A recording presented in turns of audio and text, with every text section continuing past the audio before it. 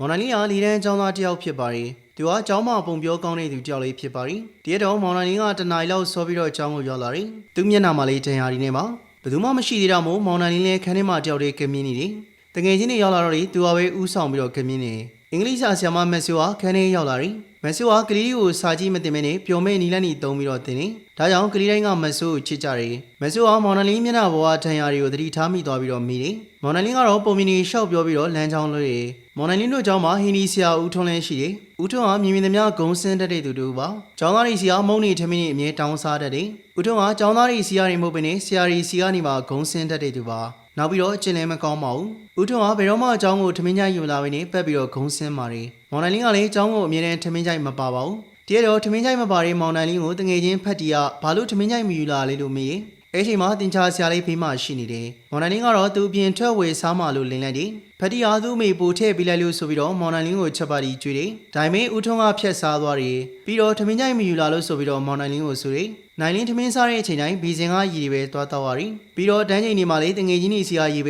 ဲတောင်းတောက်တတ်တယ်။ကျောင်းစင်တို့တငယ်ချင်းတွေကျောင်းရှိမုံတိုးဝင်နေတဲ့အချိန်မှာမောင်နန်လင်းကတော့ဘိုက်ဆာဆာနဲ့အိမ်ပြန်လာတယ်။နောက်နေ့လေမောင်နန်လင်းကထမင်းကြိုက်မပါလာပါဘူး။ဒီတခါတော့ထမင်းကြိုက်ပါတဲ့တငယ်ချင်းစီကကဲစားလိုက်တယ်။အဲ့ချိန်ဦးထွန်းကတော့ဆရာနာနီကန်ထဲမှာဂုံးစင်းနေတယ်။နောက်တနေ့သိပ္ပံချိန်မှာမောင်နန်လင်းနဲ့ဘေးကကောင်လေးတို့နေရာလူရင်းနဲ့ရန်ထားဖြစ်တယ်။မော်နာလင်းကဗေဒံဖြစ်နေတာကြောင့်စာရေးတဲ့အချိန်မှာခက်တွေ့နေကြတယ်။သိပ္ပံဆရာမကမော်နာလင်းတို့နှစ်ယောက်လုံးကိုအခန်းပြင်ထုတ်လိုက်တယ်။ဦးထွန်းရဲ့အချိန်ရောက်တော့လေမော်နာလင်းတို့ထပ်ပြီးတော့ရန်ဖြစ်ကြတယ်။ဦးထွန်းကတော့ဗေဒံဖြစ်တဲ့မော်နာလင်းကိုပဲအပြစ်တင်ပြီးတော့ညာနေပြန်ရေးခိုင်းတယ်။အဲဒီညနေမှာဘောလုံးကန်မှုတွေတငယ်ချင်းတွေကမော်နာလင်းကိုခေါ်တယ်။မော်နာလင်းကအမေကခွင့်မပြုဘူးလို့ပြောတော့ဖတ်တီကသူ့မှာပါလာတဲ့ဖုန်းနဲ့မော်နာလင်းအိမ်ကိုဖုန်းဆက်ခိုင်းတယ်။မော်နာလင်းကတော့ဖုန်းဆက်ချင်အောင်စောင့်နေ။နောက်ပြီးတော့သူ့မိခွင့်ပြုတယ်ဆိုပြီးတော့ဘောလုံးဝင်ကန်နေ။ဖတ်တီကတော့ဝင်မကန်မနဲ့ဘေးကနေထိုင်ဆောင်နေပြီးတော့တငယ်ချင်းတွေကိုအိမ်ကအသိယူလာတဲ့ချက်ပါတီတွေကျွေးနောက်တနေ့မှာတော့အင်္ဂလိပ်ဆရာမမက်ဆူကမော်နာလင်းရဲ့စာရေးစာကုန်းကိုထိုင်ဆင်းနေတယ်။မော်နာလင်းရဲ့ရေးသားကိုမက်ဆူကသဘောကျသွားပြီးတော့စူးချတယ်။နောက်ပြီးတော့ခရစ်စမတ်ကာလပြီးရင်ချိန်ပိုတက်ရမှာဖြစ်တဲ့အကြောင်းကိုပြောတယ်။တဏီကုံဘိုက်ဆောင်မှာဖြစ်တဲ့အတွက်ထမင်းပူထဲလာဖို့လည်းမှားတယ်။မော်နာလင်းနဲ့သူ့ရဲ့ဘေးကတငယ်ချင်းတို့စာရေးနဲ့ရန်ထက်ဖြစ်တာ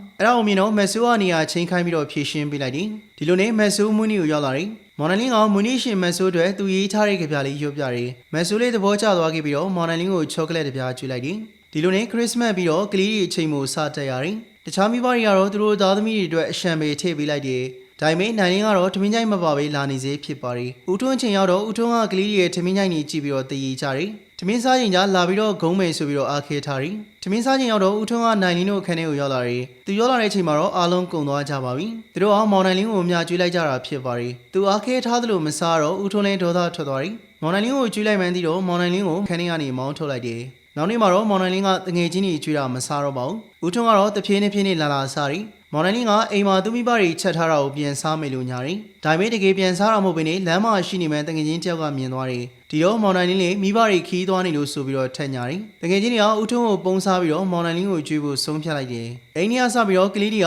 ဦးထွန်းမမြင်အောင်ပုံစားကြတယ်။ဦးထွန်းကလည်းသူတို့ကိုနေရာနှမ်းလိုက်ရှာတယ်။တရက်တော့ဦးထွန်းလည်းမော်နိုင်လင်းကိုရှာတွေ့သွားတယ်။မော်နိုင်လင်းကိုကျွေးဖို့အတွက်ကလေးတွေပုံပြီးစားနေမှသဘောပေါက်သွားတယ်။မော်နိုင်လင်းကိုထမင်းကြိုက်ယူမလာဘူးဆိုရင်ကြောင်းမလာတော့ဘူးပြောလိုက်တယ်။အိမ်ကြီးကစပြီးတော့မော်နိုင်လင်းလည်းကြောင်းမတက်တော့ပါဘူး။အဲ့ချိန်ကျောင်းမှာကျောင်းကဝယ်လုပ်ပါတော့မင်းတကယ်ချင်းတွေကဒီပွဲမှာပါဝင်မှုမော်နိုင်လင်းကအတင်းတော်ဆုံးဆိုတာသိကြတယ်သူ့မိဖုန်းနံပါတ်ဆိုတာကိုဆက်ကြည့်တော့လေဖုန်းနံပါတ်ကတကယ်မရှိနေပါဘူးတကယ်တော့တကယ်ချင်းတယောက်ကနိုင်လင်းကိုအပြင်မှာတွေးလို့ကဝေးအကြောင်းပြောပြလိုက်တယ်အိန္ဒိယစပြီးတော့မော်နိုင်လင်းကအကားတင်တန်းတွေကိုလိုက်ချောင်းကြည့်ပြီးတော့ကလေးကျင်နေမက်ဆူကလည်းမော်နိုင်လင်းကျောင်းမလာတာကြတော့သူ့ရဲ့တကယ်ချင်းတွေကိုမေးကြည့်တယ်တကယ်ချင်းကဦးထွန်းကျောင်းဆိုတာကိုပြောပြလိုက်တယ်အဲ့ဒီနေ့လေးမှာပဲမက်ဆူကအစားတောင်းနေတဲ့ဦးထွန်းစီကိုသွားတယ်အစားကျွေးသလိုနဲ့ကလေးတယောက်ကိုဆူဆူရွားဆက်ဆံနေဦးထွန်းကိုအပြစ်တင်နေဦးထွန်းကလည်းသူမမှန်းတည်သွားခဲ့ပါတယ်။နောက်နေ့မနေ့ရောက်တော့မော်နယ်လီကအကြောင်းကိုပြန်ရောက်လာတယ်။သူကအစားတောက်ပြီးထည့်ထားတဲ့လေးသိန်းချယူလဲယူလာတယ်။ပြီးတော့ဦးထွန်းစီကိုသွားပြီးတော့သူကြောင်းတက်လို့ရပြီလားလို့မေးရင်ဦးထွန်းကလည်းသူမမှန်းတည်ပြီးတော့ငိုပါတော့တယ်။နောက်နေ့မှာပဲဦးထွန်းကအလုပ်ထွက်သွားတယ်။မောင်နိုင်လင်းအတွက်လည်းတောင်းပန်စာလေးရေးထားခဲ့တယ်။ကာဝန်းကြီးရောက်တော့မော်နိုင်လင်းကအစွမ်းကြီးထုတ်ပြပြီးတော့အားလုံးလေးသဘောကျကြတယ်။မက်ဆူကအိမ်ပြန်ပို့ပြီးမဲ့ပြောပြီးမဲ့နိုင်လင်းကတော့သူ့မိလာချုံမှာဆိုပြီးတော့ညှင်းလိုက်တယ်။တကယ်တော့မော်နိုင်လင်းကသူ့ဦးလေးရဲ့လက်ဖေးဆိုင်မှာစပွဲထိုးရတာပါ။ဦးလေးဖြစ်သူကမော်နိုင်လင်းကိုအမြဲရိုင်းနေတတ်တယ်။သူ့ဘောကောင်းတာဆိုလို့ဆိုင်ကအကျော်ဆရာဦးမြင့်မဲရှိတယ်။ဦးမြင့်ကမော်နိုင်လင်းတွေ့ဆိုပြီးတော့ဆိုင်ကပိုရာတွေနဲ့ထမင်းချိုင်းတွေခိုးထည့်ပေးတာပါ။မော်နိုင်လင်းကတော့နေတိုင်းအချောင်းကိုထမင်းချိုင်းယူသွားနိုင်နေဇလန်လင်းကလည်းပြီးဆုံးသွားခဲ့ပါတယ်။ဟုတ်ကဲ့ပါလူချင်းမင်းတို့ကတော့မော်နိုင်လင်းလို့ထမင်းချိုင်းမပါတော့မဟုတ်ပြီမဲ့အမြဲတမ်းကျုပ်ဦးကျော်နေပဲညားနေမယ်ဆိုတာကျင်းသေးပါတယ်။အစုံကြီးကြည့်ရှုပေးကြတဲ့အတွက်ကျေးဇူးထူးပဲတင်ရှိပါတယ်။